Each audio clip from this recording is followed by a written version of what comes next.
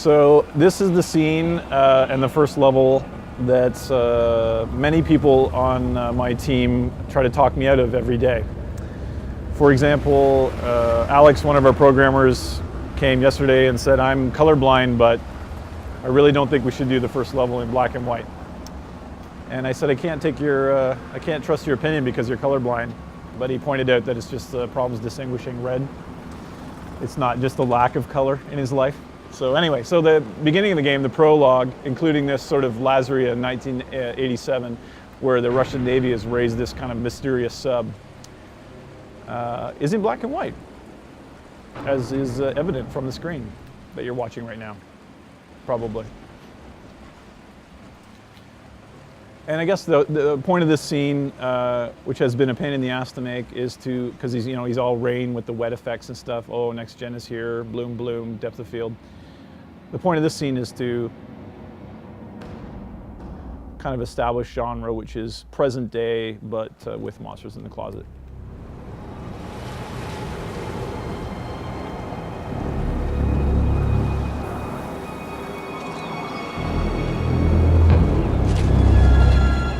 So this is the gameplay begins here. This is the prologue, which is in Lazaria now.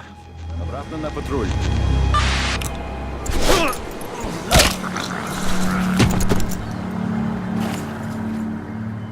think that's about the only authentic Russian that's in the game. The rest is like all like horrible translation that I wrote. I could, but I passed the point of no return, Hayden. You're already inside the compound. Decisions made. Are you sure this thing isn't airborne? It's not, but even if it is, your booster's good for another 6 hours. Now get with it, plant your charges, then infiltrate the building.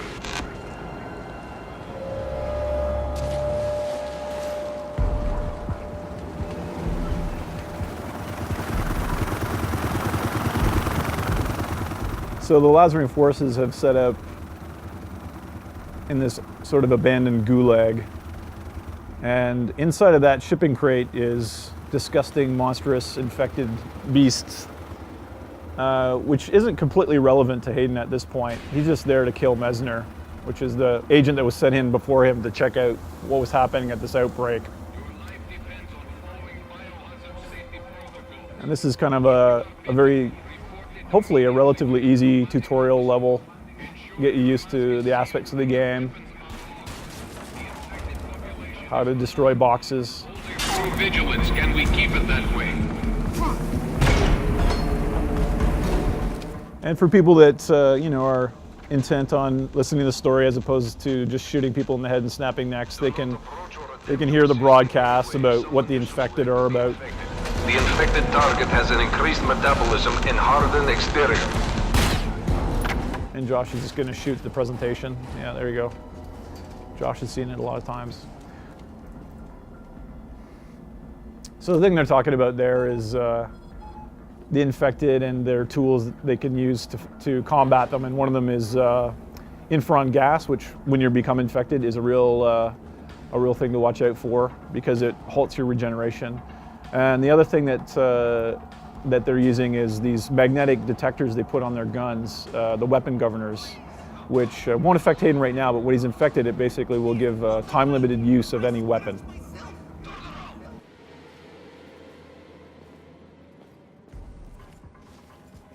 So the weapons here aren't governed at this point. So once you're infected, you'll have to pay for weapons that don't have the governors on them. And that gives you a bit of cool customization. You can upgrade those weapons with these sort of like research upgrades that you find in the game. It gives you sort of a bit of a collection mechanic in the game, which I really like. I like a bit of connection to my weapons as opposed to the sort of grab and toss.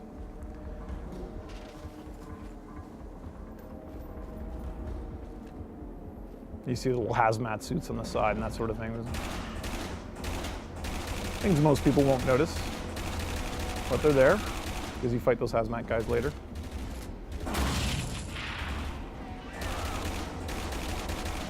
Ever since Lost Planet, I really wanted radio blur on our grenade explosions. There you go. There you go. Shoot them out of the air. There's an achievement for that, actually.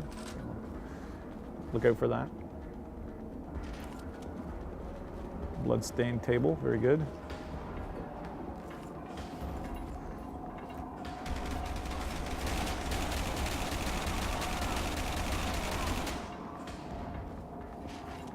You see Hayden just like tosses the weapon aside because he's that good.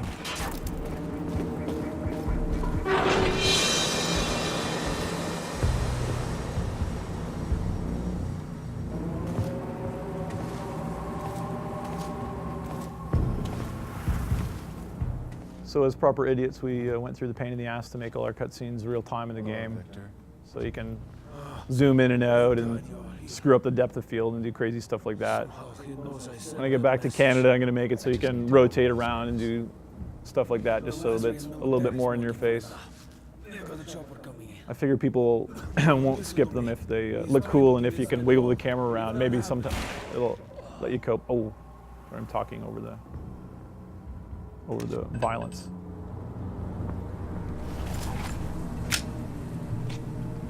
It's done. Good. It was too dangerous to extract him, and we can't risk bringing the infection back here. My head is killing me. You better pull it together.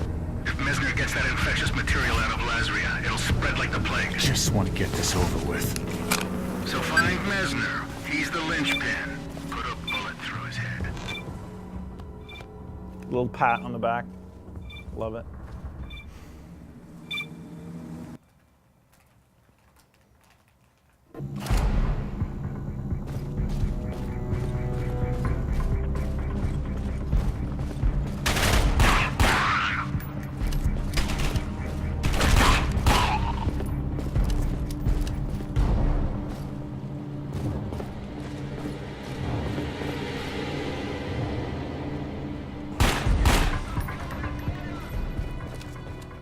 Josh always unlocks the headshot achievement like way early.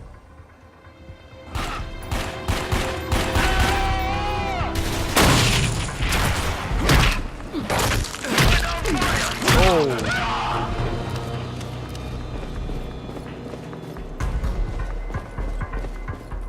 And one of the things we're still trying to balance is the finishers, which are really badass, but is very exploitable.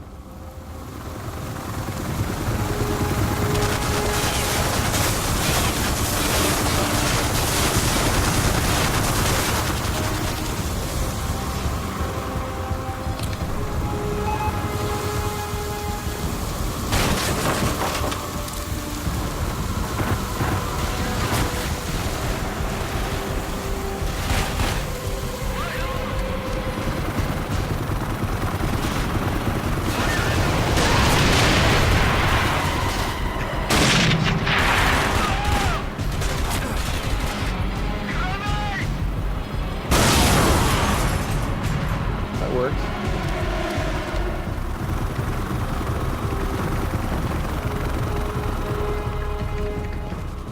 Josh is going to show us how fast he can shoot down the helicopter. We've had a little bit of trouble with this helicopter today.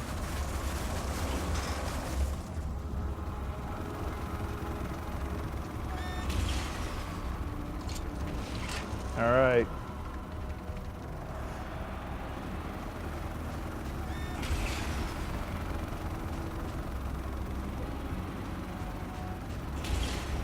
Oh, he's getting cocky. He doesn't even want to walk on. There we go. So one of the big pains when we shifted the game from the crazy like Dune-esque sci-fi fantasy was, you know, we wanted to make it present day, but you know, we're pretty big fans of the Far Out stuff, so. Yeah, what the hell exactly?